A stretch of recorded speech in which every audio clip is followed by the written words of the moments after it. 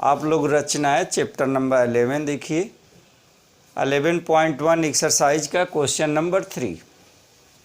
यह देखिए question number 3, पहला काम इसमें क्या है। यह देखिए 5 cm, 6 cm और 7 cm भुजाओं वाले एक त्रिभुज की रचना कीजिए। आप एक त्रिभुज बनाइए, ऐसे एक ट्रायंगल बनाइए जो यहाँ दिया हुआ है 5, 6 और 7 cm दिया हुआ है, ठीक है ना। तो पहले हम नाप के अनुसार एक त्रिभुज की रचना करेंगे। समझ में बात आ गई। रचना करने के बाद से क्या करना है, फिर एक अन्य त्रिभुज की रचना कीजिए। दूसरा एक और त्रिभुज आपको बनाना है जिसकी भुजाएं दिए हुए भुजाओं के संगत क्या है 7/5 गुनी है। मतलब इससे वो क्या होगा, त्रिभुज बड़ा होगा। समझ में बात आ गई। तो बड़ा त्रिभुज बनाने के लिए हम क्या करेंगे, इसको देखिए आगे बढ़ा लेंगे। यहाँ हम न्यून कोण बनाते हुए एक लाइन खींच देंगे, ठीक है। एक लाइन खींच देंगे और इसको ये देखिए 7 भागों में से क्या करेंगे, बांट देंगे और लास्ट का यहाँ से लास्ट का मिला लेंगे।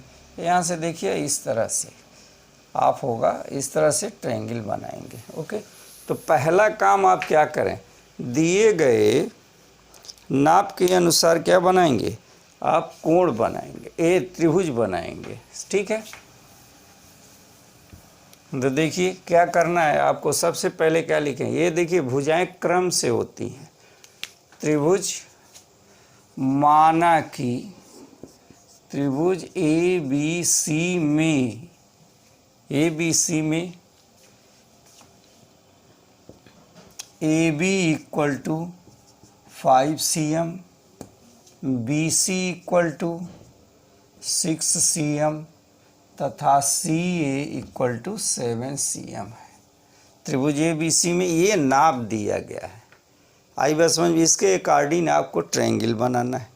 तो ट्रायंगल सबसे पहले आधार बी सी होता है, तो बी सी कितने सेंटीमीटर खींच लें आप, यहाँ देखिए यहाँ हो गया बी और यहाँ हो गया सी। बी सी हो गया 6 cm, 6 cm हो गया। अब हमको ए पॉइंट चाहिए, तो ए बी की लंबाई कितना दिया हुआ है, 5 cm दिया हुआ है। तो ऐसे आप प्रकार में चाप ले लें, जैसे प्रकार है तो प्रकार में ऐसे चाप लेकर के कितने सेंटीमीटर का, 5 सेंटीमीटर का एक रेखा खींच देंगे। यहाँ देखिए 5 का ऐसे आप चाप लगा देंगे, पॉइंट कहाँ से, पॉइंट बी से। इसी तरह से पॉइंट सी से ए सी इक्वल टू 7 cm, तो ये चाप जो है 7 सेंटीमीटर का ऐसे लेकर के आप चाप लगा देंगे। चाप लगाने के बाद जहाँ पॉइंट कटा है वह पॉइंट ए है। अब ए बी को मिला दीजिए और यहाँ किसको मिला दीजिए, ए सी को मिला दीजिए। यहाँ देखिए ये मिला दिए। अब सबका नाप लिख दीजिए। ये कितने सेंटीमीटर का है, ये है 7 cm का है और ये कितने cm का है, ये 5 cm का है। समझ में बात आ गई।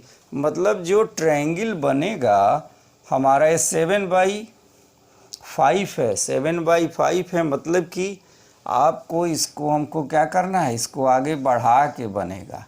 इसको भी आप आगे बढ़ा देंगे इस तरह से। आई बात समझ में। अब यहाँ क्या करना है, आप एक न्यून कोण लेते हुए एक रेखा खींच दीजिए। ओके, इसको 7 बराबर भागों में बांट दे, 1 2 3 4 5 6 7 हो गया, 7 हो गया। अब इसका डिनोमिनेटर यहाँ कितना दिया हुआ है, यहाँ देखिए इसका डिनोमिनेटर लिखा है, यहाँ देखिए 5 लिखा हुआ है। ओके, तो 1 2 3 4 5, इसको आप लिख सकते हैं B1 B2 B3 B4 B5 B6 और B7 हो गया। समझ में बात आ गई। अब देखिए B5 यहाँ लिखा है ना, तो आपको ये करना है, इसके अनुसार आप 5वें पे यहाँ पे आप मार्क कर लीजिए। मार्क करने के बाद से आपको C को मिला लीजिए, ऐसे C को मिला लें। यहाँ से ये देखिए C को मिला लिया। ठीक है, लेकिन हमको यहाँ सही, हमको 7 तक चाहिए, ये 7। अब यहाँ क्या करना है, यहाँ कोण के बराबर जितना कोण बनाया है, यहाँ हम बताए होंगे कोण के बराबर कोण बनाना, पहले दिन ऐसे कर लेंगे। आज यहाँ से चाप यहाँ से ले लेंगे, चाप जितने डिग्री का कोण बनाएगा उसको ले लेंगे, यहाँ पे मार्क कर देंगे इसको। अब क्या करेंगे, इसी तरह से इसको आगे बढ़ा के मिला देंगे, ये हो गया।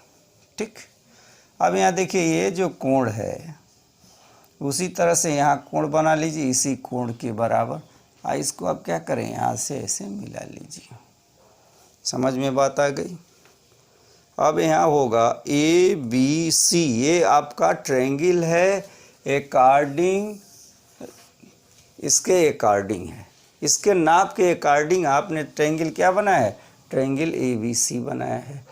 ओके, लेकिन हमको ये ट्रायंगल नहीं चाहिए, हमको इसके संगत भुजाओं के, त्रिभुज की संगत भुजाओं के कितना चाहिए, 7/5 चाहिए। तो 7/5 अधिक होगा, तो यहाँ देखिए B, यहाँ लिखें B7, यहाँ C हो गया, आप इसको लिख सकते हैं D और E हो गया। तब आपका अभिष्ट त्रिभुज क्या होगा, BDE। समझ में बात आ गई। BDE जो है वो संगत भुजाओं के 7/5 गुनी होगी। ओके, तो आप क्या इसमें लिखना है, त्रिभुज ABC दिए हुए नाप के अनुसार क्या करेंगे, हम एक त्रिभुज बना लिए। उसके बाद से क्या करेंगे, यहाँ B पर न्यून कोण बनाते हुए एक लाइन खींच लिया, और यहाँ देखिए 7/5 है तो इसको 7 भागों में बांट दिया, और इसमें से कितना हमको लेना है, इसका डिनोमिनेटर 5 है तो 5 लेकर के लास्ट पॉइंट से मिला दिया। ठीक है, तो हम क्या लिखेंगे, त्रिभुज की, अतः त्रिभुज की संगत भुजाओं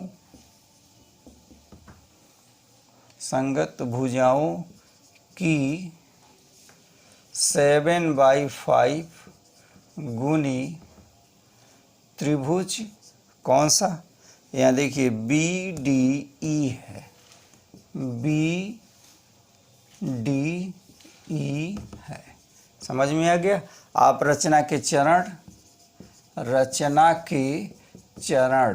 आप खुद लिखेंगे, कैसे बनाया है उस तरह से लिख लेंगे। हम बोल दे रहे हैं एक बार, दिए हुए नाप के अनुसार पहला हम ट्रायंगल BC 6 सेंटीमीटर खींचा, बिंदु B से 5 सेंटीमीटर लेकर के चाप लगाया, इसी प्रकार C से 7 सेंटीमीटर लेकर के चाप लगाया जो बिंदु A पे काटता है। ठीक है, इस तरह से त्रिभुज ABC बन गया, दिए हुए नाप के अनुसार त्रिभुज ABC बन गया। पॉइंट B पे न्यून कोण बनाते हुए एक रेखा खींचा और इसके 7 बराबर भागों में बांट दिया। ठीक है, अब यहाँ पॉइंट C से B5 को मिलाया, देखिए यहाँ B5 को मिला लिया है। हमको ये ध्यान रखना है कि इसके समांतर ये रेखा हो और AC के समांतर ये रेखा हो। अगर समांतर होंगी रेखाएं तो कभी कट नहीं करेंगी, चाहे आप कितने दूर ले जाइए तो वो बराबर रहेंगे। तो अभिष्ट ट्रायंगल क्या है, त्रिभुज की संगत भुजाएं 7/5 गुनी त्रिभुज BDE है। रचना के चरण यहाँ हमने आंसर लिख दिया, आपको लास्ट में यही चीज़ लिखना है। समझ में बात आ गई। इस तरह से आप देखिए एक क्वेश्चन और, इसका आधार दिया है 8 सेंटीमीटर ऊंचाई, 4 सेंटीमीटर दिया है एक समद्विबाहु त्रिभुज की। आई बात समझ में, समद्विबाहु त्रिभुज जिसकी दो भुजाएं क्या होती हैं, बराबर होती हैं, वो समद्विबाहु त्रिभुज होता है। सम बराबर द्वि माने दो, भुजा बाहु मतलब भुजा, जिसकी दो भुजाएं बराबर हो वो समद्विबाहु त्रिभुज होती है।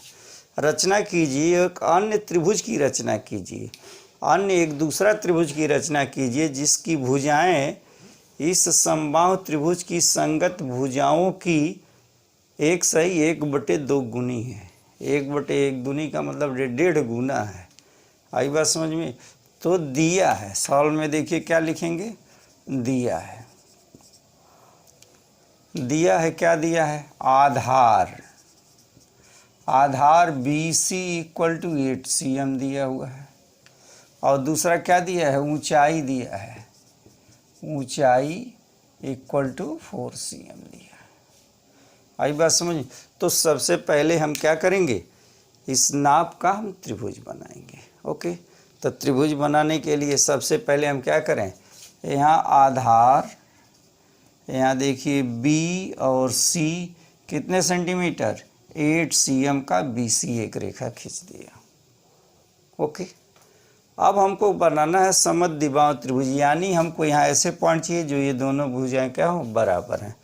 तो इसका क्या कर दें, हम लंबवर्धक कर दें। लंबवर्धक जानते हैं, आधे से अधिक दूरी लेकर के ऊपर और क्या करें, यहाँ नीचे दोनों तरफ चाप लगा दें, फिर यहाँ से ऐसे चाप लगा दें, इसको ऐसे मिला दें। आई बात समझ में। अब जो है ये पूरा कितना है, ये 8 cm का है, दिख रहे हैं। अब प्रकार में 4 सेंटीमीटर का चाप लेके आप ऐसे क्या करें, यहाँ चाप लेकर के मिला दें। यहाँ कितना है, ये 4 cm का है, हो गया। यहाँ से आप दोनों को मिला दीजिए, ए और यह हो गया, ये देखिए ये पॉइंट ए हो गया, AB और AC आपस में बराबर हैं, क्योंकि ये देखिए इस पर आपने लंब डाला है, लंब डाला है तो इसको समद्विभाजित कर दिया है।